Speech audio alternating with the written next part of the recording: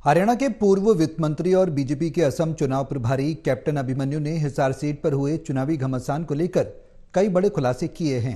Captain Abhimanyu से खास बातचीत की टोटल न्यूज के associate editor doctor Mahesh Kumar ने। हरियाणा प्रदेश के पूर्व वित्त मंत्री और असम के चुनाव प्रभारी भारतीय जनता पार्टी के वरिष्ठ नेता कैप्टन अभिमन्यु इस वक्त हमारे साथ बने हुए। कैप्टन अभिमन्यु जी, हम ये मानकर चल रहे थे कि हिसार लोकसभा का टिकट, भारतीय जनता पार्टी का टिकट एक तरीके से कैप्टन अभिमन्यु के हाथ में आ चुका है, लेकिन ये हाथ में आया टिकट आखिर कैसे सरक गया? देखिए, कमल का फूल जहां भी चुनाव लड़ रहा है तो हमारे हाथ में ही मान लीजिए आप। तो हमें पूरी तरह से स्पष्ट रहता है कि हम भारतीय जनता पार्टी के कार्यकर्ता हैं। चुनाव में जहां भी कमल का फूल है, हम स्वयं उम्मीदवार हैं। तो इस बात की आप चिंता मत करिए। कमल का फूल तो ठीक है, लेकिन आपके तमाम जो समर्थक है वो जूतों के फीते बांध चुके थे, वॉल राइटिंग हो चुकी थी और ये माना जा रहा था कि कैप्टन अभिमन्यु किसी भी वक्त उनके नाम का ऐलान कर दिया जाएगा, लेकिन एकाएक ऐसा क्या हुआ कि आपके नाम को दरकिनार कर दिया गया? हम संगठन का काम करते हैं और संगठन का जब निर्णय हो जाता है तो उसमें कोई इफ एंड बट नहीं होता है। और संगठन के तमाम कार्यकर्ता जो अपने जूते के तस्मे फीते बांधे थे वो पूरी तरह से तैयार होकर के और चुनावी मैदान में निकले और पूरी मेहनत करके उन्होंने कमल का फूल खिलाने के लिए पुरजोर काम किया है। क्या ये मान लिया जाए कि भारतीय जनता पार्टी संगठन के भीतर ही कैप्टन अभिमन्यु के चाहने वालों की संख्या लगातार बढ़ती जा रही है? ऐसा हम सब कार्यकर्ता एक परिवार की तरह काम करते हैं। निश्चित तौर पर जो है, जब परिवार की तरह काम करते हैं तो आपस में प्यार प्रेम स्नेह रहता ही है। और चुनाव में एक कैंडिडेट को पार्टी खड़ा करती है तो एक कैंडिडेट प्रतीक के तौर पर, प्रतिनिधि के तौर पर हम सब कार्यकर्ताओं के साथ मिलकर के काम करता है।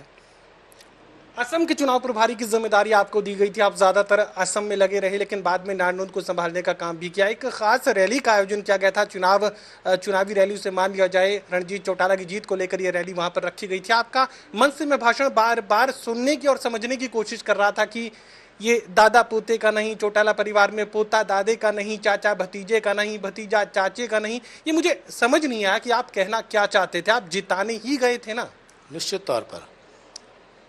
तौर पर और पूरी मेहनत के साथ, पूरी शिद्दत के साथ, पूरी जान लगा करके मेरे भाजपा के कार्यकर्ता साथियों ने कमल का फूल खिलाने की कोशिश की है। उसमें कोई इफ एंड बट नहीं। हमारा कटाक्ष उस संबोधन में बड़ा स्पष्ट है।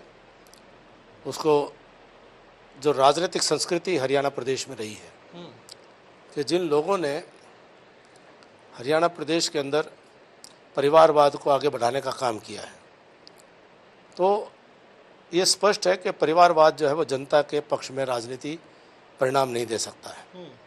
और ये जो लोग जिस प्रकार की परिवारवादी राजनीति करते हैं, कैसे जनता को भ्रमाने की कोशिश करते हैं, कैसे जनता को बरगलाने की कोशिश करते हैं, और उनका जिस प्रकार से आपसी व्यवहार है, तो वो समाज के अंदर जो 36 बिरादरी का 3 करोड़ लोगों का हरियाणा है, उनको नेतृत्व करने का व्यक्ति जो दावा करते हों और अपने परिवारों में ही इस प्रकार का वातावरण हो, एक का दो का समझ में आता है, सारा ही इस प्रकार का, तो क्या ऐसे लोगों को राजनीति में इस प्रकार से जनता की 36 बिरादरी का समर्थन मांगने का कोई अधिकार है?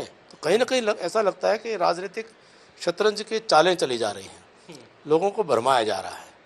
तो उसके ऊपर हमारा एक निश्चित तौर पर एक हमारे विपक्षियों पर हमारा ये आक्षेप है कि वे परिवारवादी राजनीति को बढ़ावा देते हैं और अपने परिवारों को आगे बढ़ाने के लिए किसी भी प्रकार के प्रपंच और छल और कपट वो कर सकते हैं और बांटने की कोशिश करते हैं लोगों को। परिवारवाद की राजनीति, और एक शब्द आप इस्तेमाल कर रहे थे, माफिया। परिवारवाद, राजनीतिक माफिया शब्द आप इस्तेमाल कर रहे थे।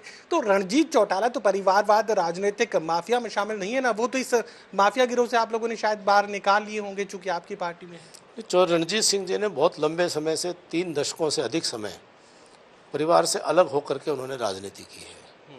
उन्होंने स्वतंत्र रूप में राजनीति की है। उन्होंने परिवारवाद के नाते से राजनीति नहीं की है।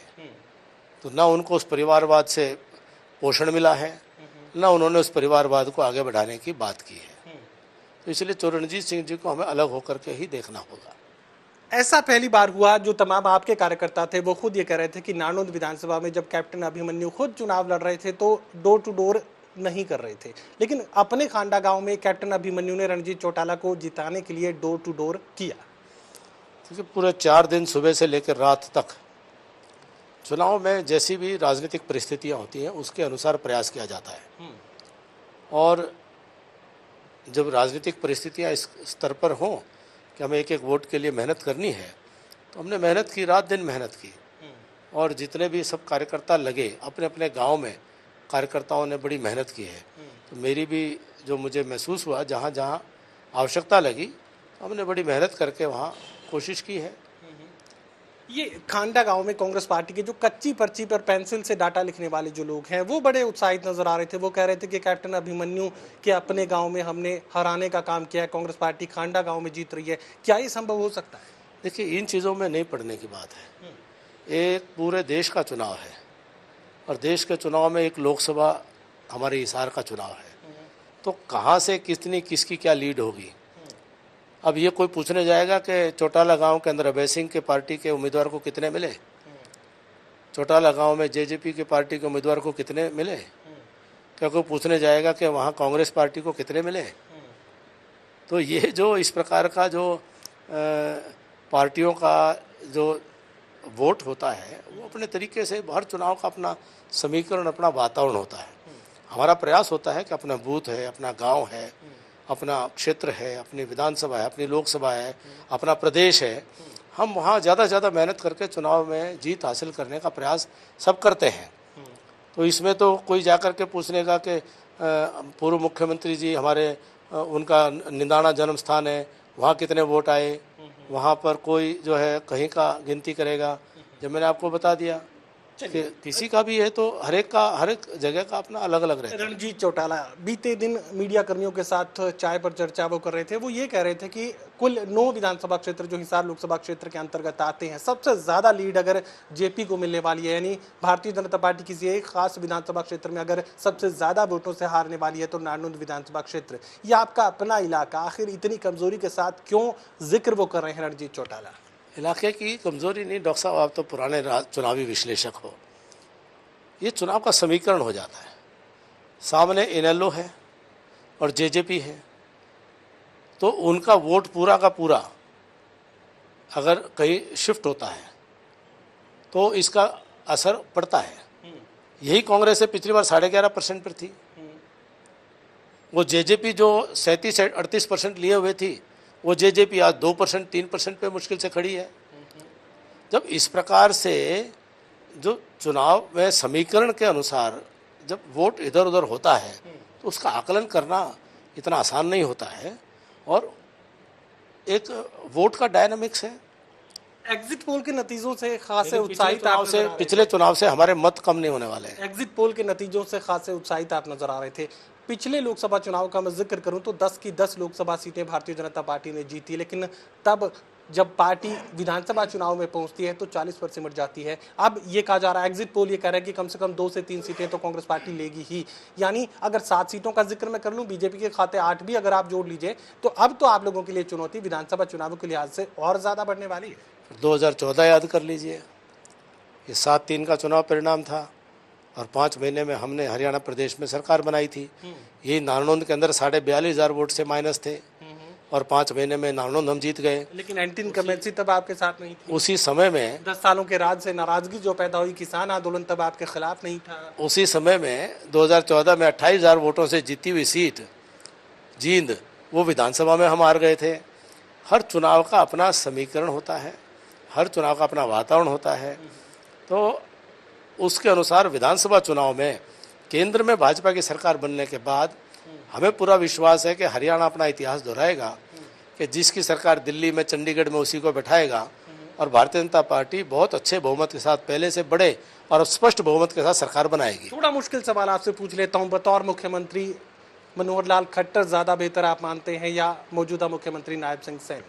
मनोहर लाल जी बहुत अच्छे मुख्यमंत्री रहे और नायब सिंह सैनी जी और अच्छे मुख्यमंत्री साबित होंगे। और भारतीय जनता पार्टी एक ऐसे परंपरा से, परिवार पद्धति से चलने वाली पार्टी है कि हमारे पूर्वज जो नेता रहे हैं उन्होंने बहुत अच्छा काम किया।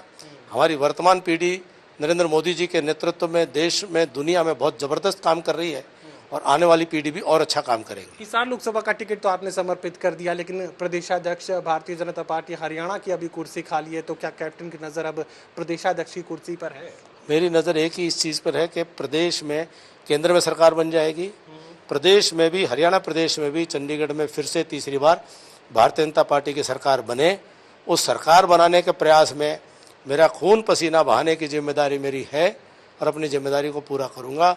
जो भूमिका संगठन देता है उसी में मैं खुश रहता हूं। मेरा आखिरी सवाल, नानौंद विधानसभा क्षेत्र के वोटरों के बीच एक बार फिर बतौर उम्मीदवार, बतौर कह सकते हैं कि उस इलाके को नेतृत्व देने के लिए आप एक बार फिर से उन्हीं लोगों के बीच उतरने जा रहे हैं, कुछ और नए पैमाने, कुछ और नए लक्ष्य खुद के लिए तय कर लिए? बतौर कार्यकर्ता आपको मैं वहीं पर दिखाई दूंगा। चलिए, कैप्टन अभिमन्यु ये कहने की कोशिश कर रहे हैं कि हर चुनाव का अलग एक परिदृश्य रहता है, अलग तरह की परिस्थितियां रहती हैं और इसी वजह से हर चुनाव में अलग तरह के परिणाम देखने को मिलते हैं। एक चुनाव के परिणाम से दूसरे चुनाव के परिणाम को उलझाने की जरूरत नहीं है, उससे कोई खास नतीजा निकालने की जरूरत नहीं है। सहयोगी कमल के साथ doctor Mahesh Kumar, total news, Hisar.